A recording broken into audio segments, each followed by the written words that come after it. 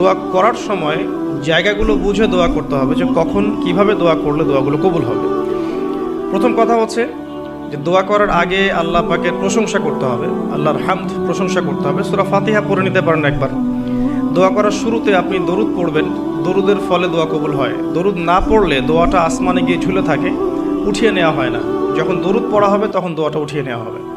দোয়া করার কিছু টেকনিক আছে যে কিভাবে কি দোয়া করলে কবুল হবে, কখন দোয়া করলে কবুল হবে, এগুলো বুঝে দোয়া করতে হবে। অনেকেই বলে দোয়া করেই যাচ্ছে কবুল হচ্ছে না। কিছু বিষয় আছে হয়তো এই কারণে হচ্ছে না, হয়তো বা আল্লাহ পাক চাচ্ছেন এটা আপনার জন্য পরে পাওয়া উত্তম, সেই জন্য আপনি এখন পাচ্ছেন না। হয়তো বা আল্লাহ পাক আপনাকে পরকালে দিবেন বলে জমা রেখেছেন, হয়তো এই জন্যে পাচ্ছেন না। অথবা হয়তো আপনার আকীদায় শিরক আছে, হয়তো এই জন্য হচ্ছে না। হয়তো বা আমলে বেদায়াত আছে, এই কারণে হচ্ছে না। অথবা আপনার রিজিকে কোনো হারাম কিছু আছে, মেবি এই কারণে আপনার দোয়া কবুল হচ্ছে না। অথবা আপনি তাড়াহুড়া করছেন। তাড়াহুড়ার ব্যাখ্যায় নবী সাল্লাল্লাহু আলাইহি ওয়াসাল্লাম বলেছেন যে মানুষ বলে আমি দোয়া করেই গেলাম, আমার দোয়া কবুল হলো না। তো আমরা জেনে নিব যে কোন কোন জায়গায় কিভাবে দোয়া করলে দোয়া কবুল হবে। এই বইটার মধ্যে সবই দেয়া আছে, হিসনুল মুসলিম বইটার মধ্যে। তারপর আমি বলছি আমার ব্যক্তিগত ইলম থেকে কিছু কথা, সেটা হলো দোয়া করার আগে অবশ্যই আল্লাহর প্রশংসা করবে, অ্যাটলিস্ট একবার আলহামদুলিল্লাহ বলে হাত তুলবেন। তারপরে আপনি নবী সাল্লাল্লাহু আলাইহি ওয়াসাল্লামের কাছে উপরে একবার দরুদ পড়বেন। আগে আল্লাহর প্রশংসা, তারপরে দরুদ। এরপরে আপনি নিজের পাপের ক্ষমা চাবেন। আগে আপনি পাপ করেন বা না করেন, আগে বলবেন রব্বিক ফিরলি, আল্লাহ আমাকে মাফ করে দাও, পাপ করেন বা না করেন। এটা সুলাইমান আলাইহিস সালামের সেই দোয়া থেকে আমি শিক্ষা নিয়েছি। সুলাইমান আলাইহিস সালাম যে বিখ্যাত দোয়ায় বলেছিলেন যে আল্লাহ আমাকে এমন মুলক এবং রাজত্ব দান করুন যে মুলক আর রাজত্ব আপনি কাউকে কখনো দেননি। এই দোয়ার শুরুতে তিনি বলেছেন রব্বিক ফিরলি, আল্লাহ আমাকে মাফ করুন। তো এটা আদব, দোয়ার আদব হচ্ছে আগে নিজের ক্ষমা চাওয়া, আল্লাহর কাছে নিজের ভুলের ক্ষমা চাওয়া, তারপরে দোয়া করা। হামদ সানা, দরুদ, এরপরে আপনি ক্ষমা চাবেন। এবার আপনি দোয়াগুলো করবেন আপনার মন থেকে। আরবি দোয়া জানা থাকলে আরবিতে দোয়া করবেন, কারণ আপনি আপনার রবের সাথে আরবি দিয়ে কথা বলবেন, এর চেয়ে আসলে গর্বের কি হতে পারে? আরবি ভাষা কেন শিখব, কি দরকার আছে? এটা কি সাম্প্রদায়িকতা?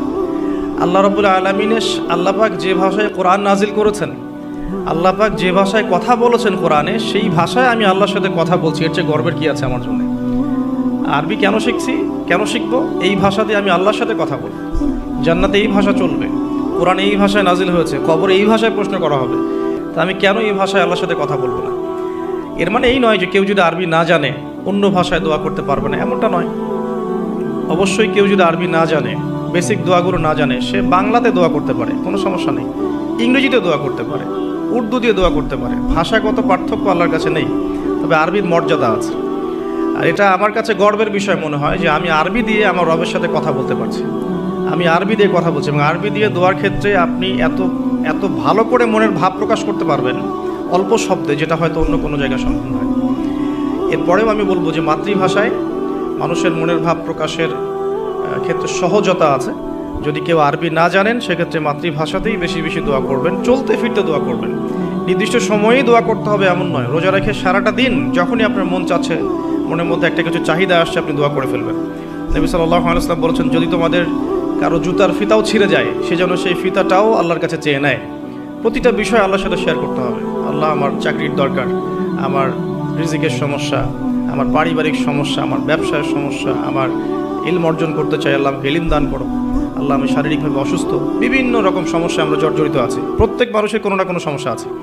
সমস্যা থাক বা না থাক, দোয়া করতেই থাকতে হবে। যে ব্যক্তি সুখের সময় বেশি বেশি দোয়া করে, আল্লাহ পাক দুঃখের সময় তার দোয়া বেশি কবুল করেন, এমনটা হাদিস এসেছে। যে ব্যক্তি সুখের সময় ভালো আছে, এখন আমার ফিজিক্যাল আমি ফিট, এখন আমি আল্লাহ পাকের অসীম নিয়ামতের মধ্যে আছি, বাড়ি গাড়ি, টাকা করি, আত্মীয় স্বজন, স্ত্রী সন্তান সবই আছে, আমার কোনো কিছুর অভাব নাই।